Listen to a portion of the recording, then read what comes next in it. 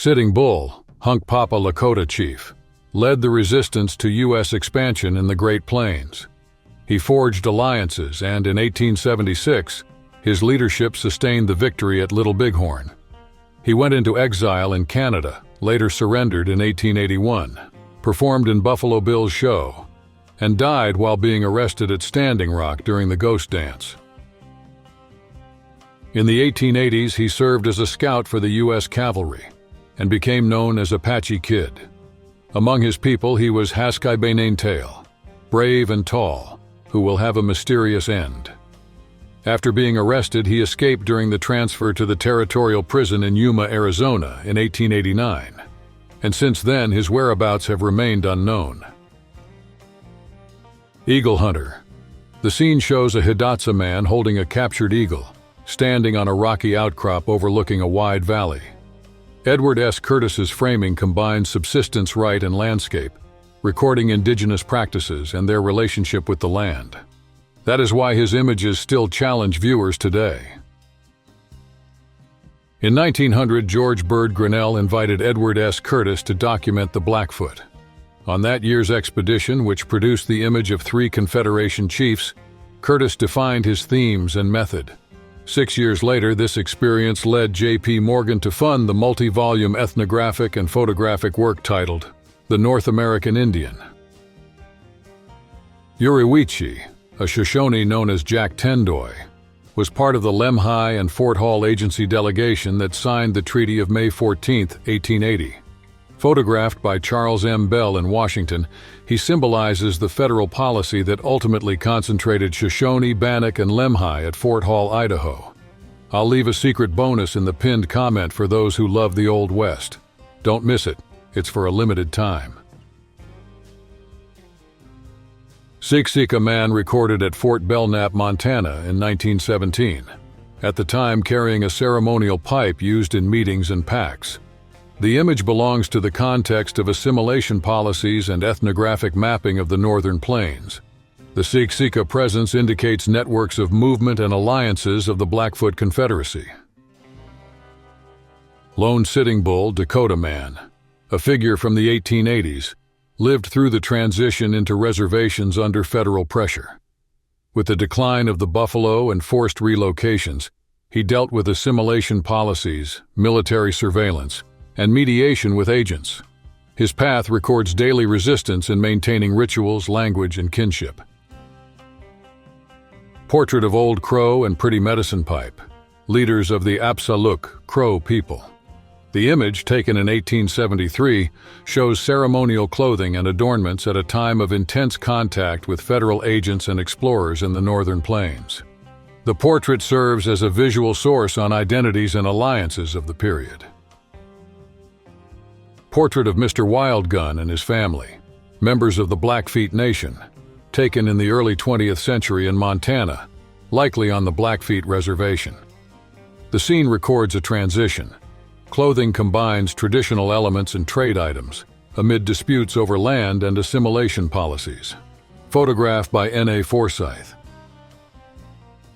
The name Chief Little Wolf is associated with Bozeman, Montana, around 1874. At that time, the Northern Cheyennes moved between camps under pressure from miners and troops. Army records mention contacts, negotiations, and relocations to reservation areas, as well as constant surveillance. At Camp Verde, Arizona Territory, around 1877, merchant William S. Head posed with his dog, Boss, alongside a 28-year-old Apache known to soldiers as Mickey Free. The scene, captured in a photograph, suggests practical ties between local trade, military presence, and indigenous scouts on the frontier of the period. In 1886, after the surrender, Geronimo and his group were gathered at Fort Bowie in southeastern Arizona, near present-day Wilcox. Under Army escort, they marched to Bowie Station. There, as prisoners of war, they were recorded and searched, and by federal order boarded trains bound for Florida and exile. In 1886, at the conclusion of the Apache Wars, Lieutenant Charles B. Gatewood, with only 2 scouts, entered a camp in the Sierra Madre, south of the Mexican border. There he conducted direct negotiations with Geronimo and secured his surrender, committing him to present himself to General Nelson A. Miles for transfer into custody.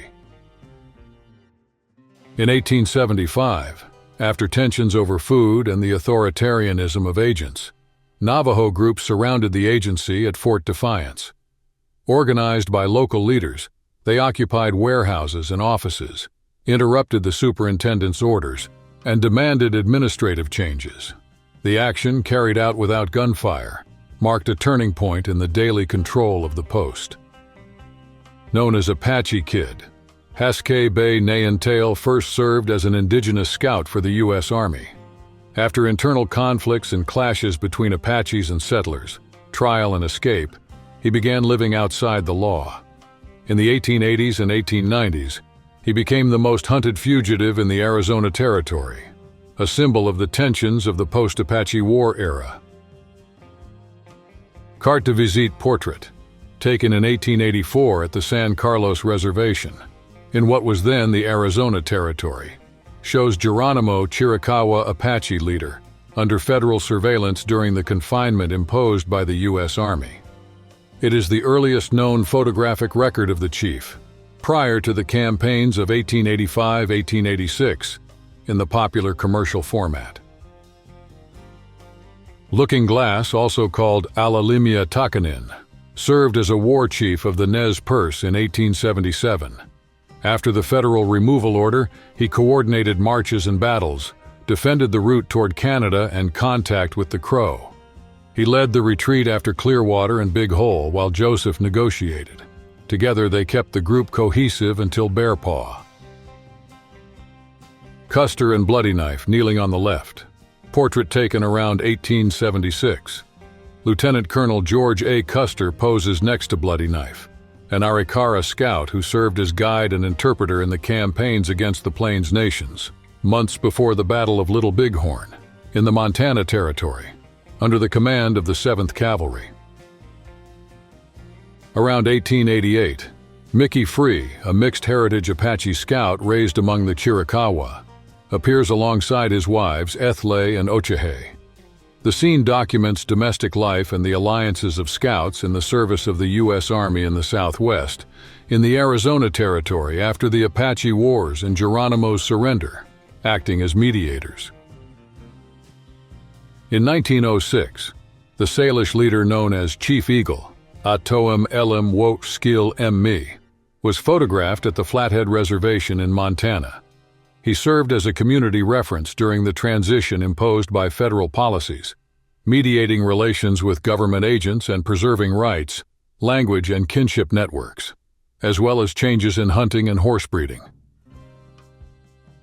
Record from 1900 depicts Navajo Yebichai dancers in the Nightway ceremony, a ritual of healing and restoration of order.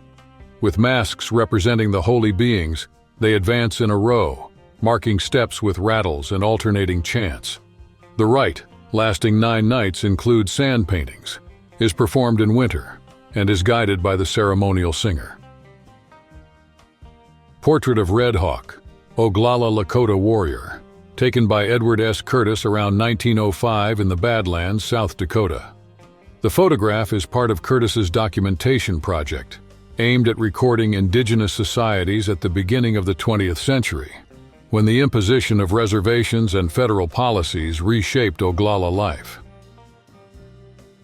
Record from 1873 by Timothy H. O'Sullivan. Dine Navajo family beside a loom, near Old Fort Defiance, New Mexico. In an albumen print, the portrait documents domestic textile work after the Navajo Wars and the proximity of the federal post, highlighting economy and daily life. It indicates contact with federal agents. In 1886, after surrendering to Nelson Miles in Arizona, Geronimo was taken with part of the Chiricahuas to Fort Sam Houston in San Antonio. There, as a prisoner of war, he underwent interrogations and exhibitions before being sent to Florida. Warriors to Fort Pickens, families to Fort Marion, marking the passage from Apache conflict to federal captivity. In 1868, at Fort Laramie, Wyoming, General William T. Sherman, third from the left, meets with federal commissioners to negotiate with Lakota Sioux chiefs and leaders. The meeting was part of the talks that culminated in the Treaty of 1868, defining territorial boundaries, rites of passage, and military obligations in the Great Plains region. In 1886, at the Pueblo of Acoma, then New Mexico Territory, Governor Eusebius and Sheriff Lewis appear as civil authorities of the community. The governor presided over internal matters, rituals, and relations with federal agents. The sheriff oversaw local order and the enforcement of collective decisions. Record from a phase of adaptation to U.S. laws.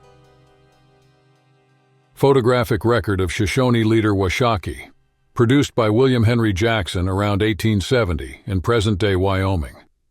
The image is part of Western survey campaigns, when Jackson documented native peoples and landscapes. Washakie appears in traditional attire, highlighting leadership and diplomatic role in treaties with the United States.